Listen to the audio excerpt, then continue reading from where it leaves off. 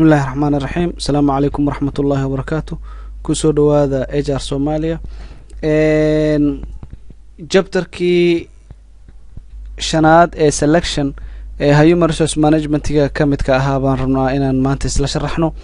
هروح عن أصوم مرني أفر جبتر متكو وهو الريوحها introduction كي human resource management أو جودهان برشادي جود متكل بعد وحوها human resource planning يقرشينتي شغاليه أن ربنا إن قادنا إن سمعنا كان سدحاد وحوها job analysis أو شقدي يشغاليه بان إنتان كلا جوني بان مدول بس جوني أن أقيمني كان أفراد وحوها شغاليه مركان وباهني waxaan sameynay recruitment chapterka afraadna noo ahaa oo ahaa shaqo baahinta chapterka shanaad oo aan hadda maanta joogno waxa la yiraahdaa selection ama doorasho recruitmentiga waxa ay ahayd sidaan hore soo sheegnay shaqadii in la bilaabo oo shaqaalihii loo baahnaa shirkadda ay u baahnayd in la raadiyo shaqadii banaaneedna la baahiyo bay ahayd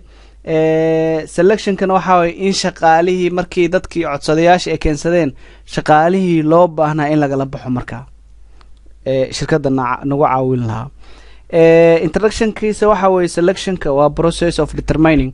in la helo ama la soo saaro la ogaado whether an applicant meet the qualifications for a specific job in la ogaado shaqaale dadkii keensaday tartamayaashii keensaday applicationska inay gaareen qualificationski iyo heerkii la rabay in qofka uu gaaro taasoo loo sameeyay shaqo mucaayana si loogu doorto si loo doorto qofka ugu dhow yani most likely qofka ugu dhow to perform well in that job shaqadaas si weyn u gudan kara qofka ugu dhawaan dooranayna yani qofkii exactly ahaa haddaan helno waa wonderful laakiin ugu yaraan waxaan dooran karnaa waxay tahay qofka ugu dhow ee shaqadaas fulin kara okay definitionka waxa weeye selectionka is a process of differentiation waa processka kala saarida between applicants dadka la kala saarayo dadkii codsadayaasha ahaa processka lagu kala saaro lagu kala reebo waxa la dhahaa selection in order to identify loo ogaado and hire haddana loo shaqaaleysiyo those kuwa applicantska ama codsadayaasha ah ee leh with greater likelihood of success in that job shaqada aan rabno in laga shaqeeyo ee annaga noo bannaan dadka ugu dhow ee ugu yani horeeya ee shaqadaas si guul leh ugu shaqeyn kara baa doorashadeeda ay noqonaysaa okay process bay leedahay selectionka halkan waa 9 process qaybo kamid ah si gooniya u sharaxayna intaan dhex galno aan isla eegeena laakiin processka 9 ka xaban horta dusha ka maraya marka ugu horeysa waxa weeye application bank oo ah in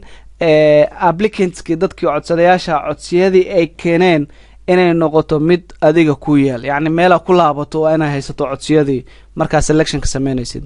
waxa kale oo sameynaysaa haday suurtagal tahay way preliminary interview horudhac wareysi horudhac waa sameynaysaa waxa kale oo sameynaysaa selection test oo ah in shaqaali dadkii codsadayaasha ah inaad ka qaado imtixaan waxa kale oo sameynaysaa selection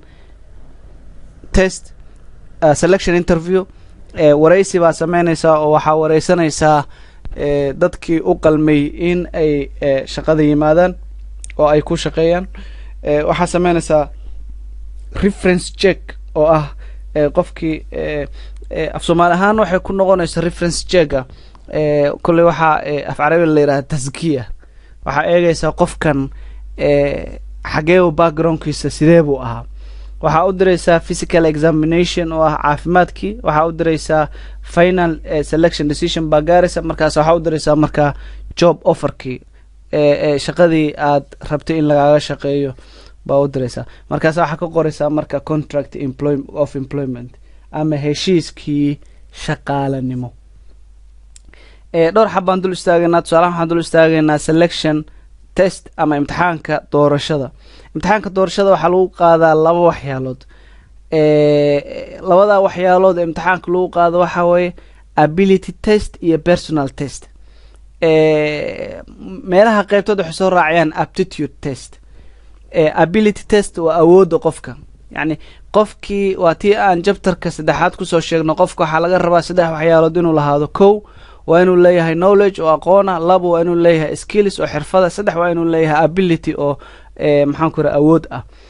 waxaa la eegayaa qofka awoodiisa maskaxiyan intee bay la egtahay qofka isagoo aqoontiina leh xirfadiina leh waa marmarka qaarkood ability-gi iyo awood daro awoodii uu yanhayn oo awood daro haysa okay waxa ability testiga waxa lagu sameeyaa qofka in la weydiiyo su'aalo analytical ah oo maskaxiyan la eegayo qofka respondiga maskaxdiisa waa sidoo kaleeto waxa qofka lagu imtixaanaa personal test oo ah shakhsiyan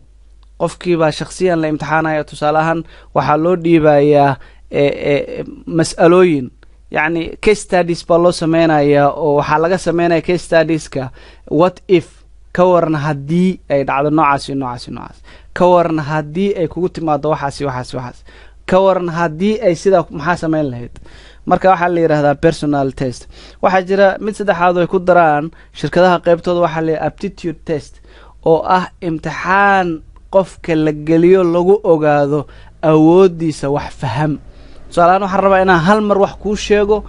waxa sidee u fahmaysaa xogta sidee u fahmi kartaa waxaan rabaa inaan ku iraado shirkadeena waxa ay ku taala magaalo hebla su'aalaan magaalo heble ku taal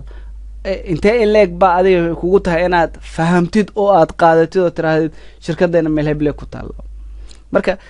imtixaankaas labadaas ah baa la geliyaa reference check markaan ku leeyahay ama reference-ga la eego waxa weeye qofka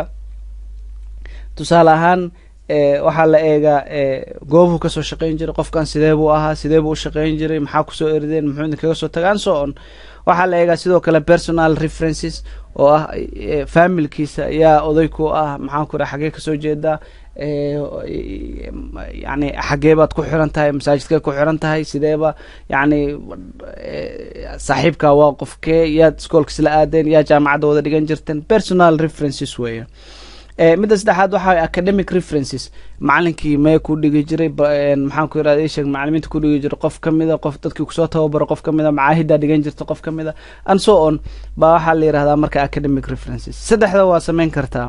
laakiin waxa ugu fiican oo ugu wanaagsan mid ugu horeyso ah employment reference oo ah shirkadii qofkan uu ka shaqeyn jiray inta email u dirtay inaad weydiiso qofkan sidee buu idin ku shaqeyn jiray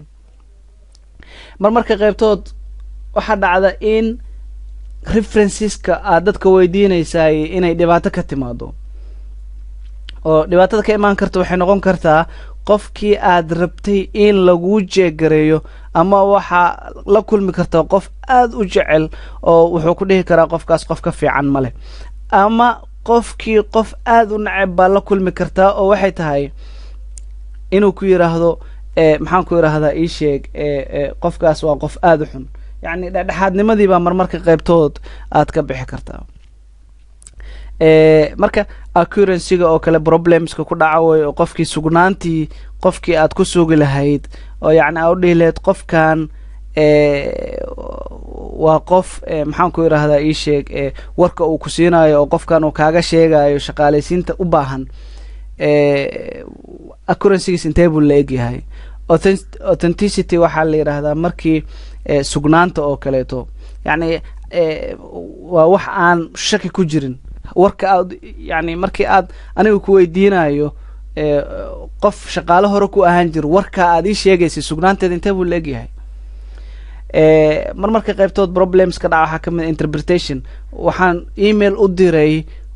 qof aan isku luqad aynan ahayn baan email u diray emailku ii soo diray markii la tarjumay oo qolyaha ku shaqada la ii tarjumeen waxyaalo kale laga yaabaa inay soo saaraan marmarka qaybtood waxaa dhacda time delay oo kale email baa laga yaabaa in loo diro qofkii shaqaalihii uu la soo shaqeyn jiray waagii hore oo laga yaabaa in 4 bilood 3 bilood kadib uu ka soo jawaabo marmarka qaybtood waxaa dhacda non responsiga waxa weeye inuu waba jawaab soo bixin waayo qofkii wax la weydiiyay ama poor prediction of future job performance ama waxa dhacda in marmarka qaybtood uu exaggeration ku sameeyo ama uu hoos u dhigo mustaqbalka qofka aad rabtay inaad qaadato marka aad tiraahdo niyahow ninkaas sidee buu noqon karaa waxa laga yaabaa inuu hoos u dhigo ama aad kor ugu qaado oo uu ka badbadiyo. Contractiga iyadu waa simple. Contractiga waxaa jira shirkado dadka ka caawiya qaabka contractyada loo qoro, laakiin waxaa khasaba shirkad kasta inay leedahay employment contract. waxaa laga rabaa job titlekii, duties and responsibilitygii, job analysiska waan kusoo aragnay. waxaa laga rabaa shaqada intay soconayso, goormay bilaabanayso, goormay dhammaanayso. waxaa laga rabaa lacagta aad bixinayso, waxaa laga rabaa xilliga la shaqeynayo, waxaa laga rabaa holiday arrangements, maxaan ku raada ii sheeg waqtiyada fasaxa. waxaa laga rabaa hadduu qofka xanuunsado muxuu leeyahay, waxaa laga rabaa cabashadii, qaabka cabashada loo sameynayo, waxaa laga rabaa ganaaxyadii iyo qaabkii ganaaxa loo mari lahaa, waxaa laga rabaa shaqadii sharciyadeedii, waxaa laga rabaa haddii shaqada la raba aad in qofka aad ka joojiso qaabkii aad uga joojin lahayd. dhammaan waxa ay tahay wax hoos imaanaya contractiga.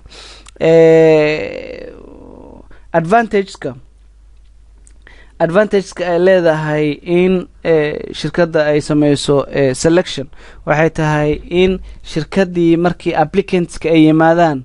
inay very simple u noqoto in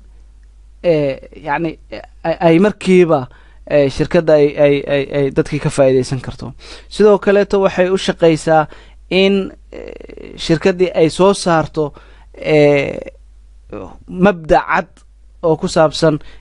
shaqaalaysiinta ay sameynayso. waxay sidoo kale caawisaa shirkadda cidda u joogto, tusaale ahaan agaasimayaasha oo kaleeto ama shirkadda maamulayaasha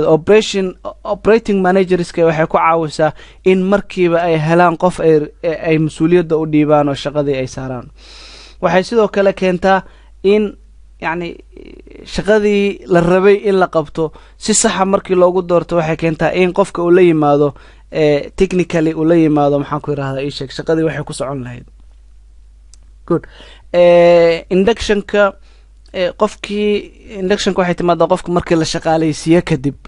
bay timaadaa. marka si aynan hadhow markii trainingka aan galno baan waxaan ku arki doonaa orientationka inductionka si guud ugu arki doonaa, laakiin halkan kormar keliya waa dul maraya keliya. inductionka wuxuu yahay waxay timaadaa markii qofka si yani successful applicants have been chosen, si guul leh baa qofkii lagu doortay. inductionka waxay tahay in qofkii shaqaalaha cusbaa ahaa ee shirkadda yimi iyo qofkii shirkadda joogay ee maamulaha ka ahaa in la yiraahdo inuu yiraahdo soo dhawow. yani qofkii cusbaa baa la soo dhaweynaya in lagu soo dhaweeyo shirkadda dhexdeeda ayaa la yiraahdaa. chapterka markaa u tagno la yiraahdo chapter 6 oo kale markaa u tagno waxaan ku arki doonaa insha allahu tacaala orientationkii iyo tababarkii iyo inductionkii iyo dhammaan baan ku arki doonaa, laakiin hadda inductionka halkan waa iska maxaan ku irahdaa xog guud weeye. waa ku mahadsantihiin insha allah. wixii su-aala halka aad su-aalaha noo soo marin jirteen baa soo marinaysaan. waa ku mahadsantihiin. waa asalaamu calaykum waraxmat ullaahi wabarakaatu.